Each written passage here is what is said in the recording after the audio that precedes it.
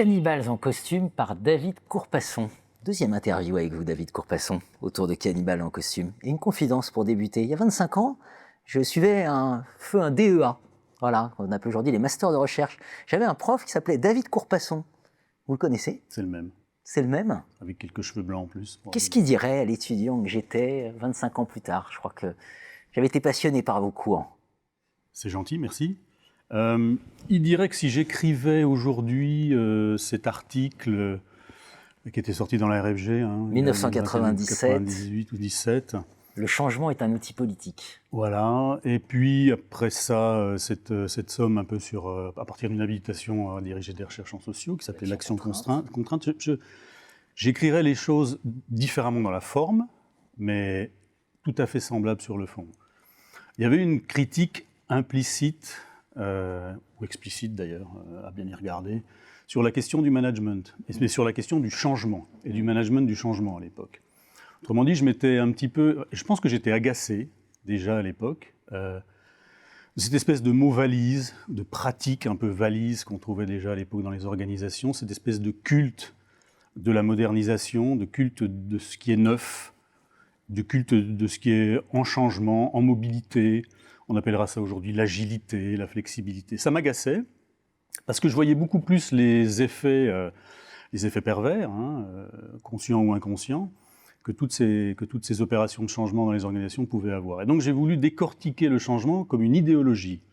Et donc j'ai écrit un discours idéologique aussi sur le changement, en disant quoi? En disant le changement, c'est d'abord une rhétorique, c'est d'abord un ensemble de discours qui vise à convaincre finalement qu'il faut être dans le flow, il faut être dans le flux, il faut se jeter le plus vite possible quand on est quelqu'un qui travaille dans une organisation, dans un processus de changement à partir du moment où il est voulu du sommet.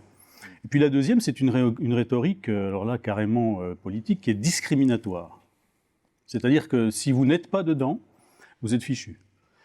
Et là-dessus se greffait cette espèce de notion que je considère comme absurde, qui est la notion de résistance au changement, qui est là, qui parcourt le management depuis une trentaine d'années, depuis 40 ans, depuis 50 ans, depuis 60 ans, depuis l'école des relations humaines, et qui est absurde parce qu'en fait, il n'y a pas de résistance au changement, il y a des changements qui collent, qui parlent, qui sont jugés comme pertinents, qui sont jugés comme possibles, et d'autres qui ne le sont pas. Donc c'était un peu tout ça que j'ai voulu faire là-dedans, et à travers ça, j'ai remis au jour, enfin en tout cas, que je pourrais remettre au jour aujourd'hui, des éléments sur la façon dont ce qui soi-disant changeait déjà dans les années 80-90 n'a pas changé grand-chose aujourd'hui dans l'état des entreprises et l'état du travail. Magnifique ouvrage pour comprendre la situation actuelle. Cannibales en costume. Je peux vous poser des questions difficiles? Oui. Au-delà de ces papiers, vous avez été éditeur d'Organization Science, vous avez exercé des fonctions importantes, vous êtes un des grands représentants de la pensée critique.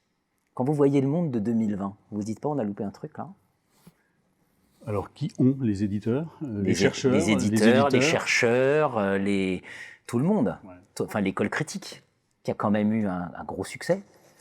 Alors, scientifique, j'entends. Oui, enfin, si on regarde ça du point de vue de la science de gestion, on va dire, il y a aujourd'hui, quand même, ça a mis du temps, et des vrais ferments, et des vrais collectifs qui travaillent, qui vraiment construisent quelque chose de cohérent autour d'une approche critique. Après, l'approche critique reste extraordinairement minoritaire dans les grandes revues en organisation. C'est un fait. C'est parce qu'il y a peu de choses de qualité, j'ai envie de dire comme ça, qui sont proposées, alors a fortiori en langue anglaise, puisque maintenant, tout le monde le sait, puis il y a un débat en ce moment, depuis un certain temps, sur le fait de savoir si ce qui n'est pas en langue anglaise est jugé légitime. Mais même en langue anglaise, la qualité et la quantité de ce qui est produit est faible. Donc on va chercher dans d'autres disciplines des éléments pour construire ça. Donc on n'a pas loupé quelque chose, je crois. Il n'y a pas beaucoup de lecteurs intéressés et je dirais ayant une vraie ouverture, une vraie hétérodoxie pour regarder l'entreprise autrement que comme justement un chemin linéaire, un chemin contraignant vers ce que doit être véritablement un bon management, une bonne entreprise, un bon travail. Mais effectivement, moi, quand j'étais éditeur de revue, 90% de ce que je recevais pouvait être qualifié de pensée orthodoxe. C'est une certitude. Vous dites à un moment dans Cannibale en costume, il y a une expérience qui peut vous scinder en deux. Et là, c'est voilà, j'ai envie de vous poser une question que je vous poserais si j'étais aujourd'hui étudiant à mon prof de DEA il y a 25 ans. Vous y répondrez si vous le souhaitez. C'est moi qui la pose et on sait que par la manière dont on pose la question, on peut influencer les réponses aussi. Hein. Au vœu d'Emmanuel Macron, j'étais sidéré. J'étais sidéré quand il a dit qu'il se félicitait de la qualité du dialogue et de la négociation avec les Gilets jaunes. C'est un cannibale en costume, Emmanuel Macron ? Il en a le costume. Après, j'ai pas envie de répondre à cette question comme ça. C'est évidemment, on a l'idée du changement derrière. Hein. Son projet politique est un projet de changement. Oui, voilà, deux raisons pour lesquelles je ne vais pas y répondre comme ça. La première, c'est que je n'ai pas écouté son discours, ou ses vœux, je ne sais pas, ça ne m'intéresse pas tellement finalement. Je pense que s'il y a du dialogue, quand on parle des Gilets jaunes, il est sur le terrain. Il y a du dialogue entre les Gilets jaunes.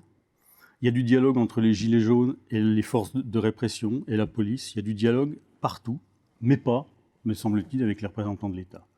Et c'est un petit peu ce qu'on voit dans les entreprises. Du dialogue, il y en a partout. Des gens qui parlent autour d'une machine à café, autour d'un water cooler, au moment d'une pause, etc. Les gens parlent sans cesse. Par contre, pas avec le chef, pas avec les chefs, pas avec les managers. Est-ce que c'est ça est-ce que c'est la même coupure? Est-ce que c'est la même distance? Est-ce que c'est la même déconnexion? Par analogie, peut-être. Est-ce que la réponse est satisfaisante pour l'étudiant que vous êtes encore, d'une certaine façon? La réponse est tout à fait satisfaisante. Et évidemment, les Gilets jaunes, vous en parlez dans l'ouvrage, hein, un cannibale en costume. Vous parlez de cette déconnexion d'une classe dirigeante qui totalement perd du pied et ne voit plus le réel, voilà, est découplée du réel. Oui. Ce qui m'intéresse encore plus dans le phénomène des Gilets jaunes, c'est le social qui se recrée, en fait. Oui, absolument. C'est la résurgence de formes de solidarité qu'on croyait avoir été détruites, bannies du paysage social par justement 20, 30, 40 ans de modernisation. C'est la recréation de la solidarité mécanique, telle que Émile Durkheim pouvait en parler à la fin du 19e siècle et au début du 20e. Ça, c'est quelque chose de très puissant. C'est la résurgence du sentiment d'être quelqu'un de commun avec d'autres pour fonder une action collective. Et ça, on croyait que ça avait été balayé, ça ne l'est pas. Je pense que c'est ça le phénomène le plus intéressant à étudier aujourd'hui. Cannibale en costume, enquête sur les travailleurs du XXIe siècle. David Courpasson. Merci David. Merci.